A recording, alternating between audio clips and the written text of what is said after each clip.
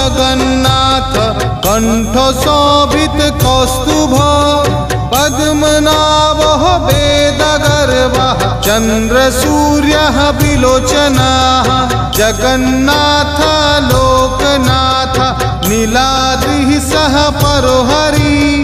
दीनबन्धुर्दया सिन्धु कृपालुः च नरक्षकः अम्बुपाणिः चक्रपाणि पद्मनाभो नरतमः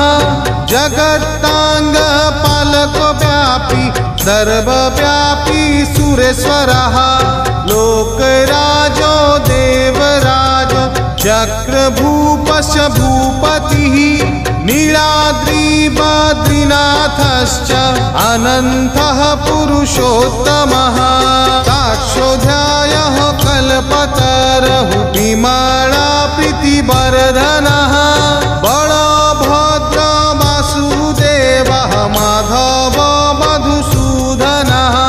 दैत्यारिः कुण्डरीकाक्षो वनमालिः बलप्रियः ब्रह्मा विष्णु तुष्मी वंशो मुरारिः कृष्णकेशवः श्रीराम सच्चिदानन्द गोविन्दः परमेश्वरः विष्णुर्विष्णुर्महाविष्णुर्प्रभः विष्णुर्महेश्वरः लोककर्ता जगन्नाथो महीकर्ता महाजतः महर्षिः कपिलाचार्यो लोकाचार्यः सुरहरिः मचाजीवपालश्च शूरसंसारपालकः एकोमेको मम प्रियो ब्रह्मवादी महेश्वरः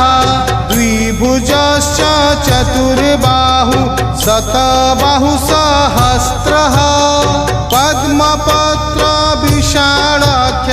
पद्मगर्भ परहरि पद्महस्तः देवपालो दैतरी दैत्यनाशः चतुर्मूर्ति चतुर्बाहुश्चतुर्नानन सेविता पद्महस्तः चक्रपाणि शङ्खहस्त गदाधरः महावैकुण्ठवासी च लक्ष्मीप्रीतिकर सदा।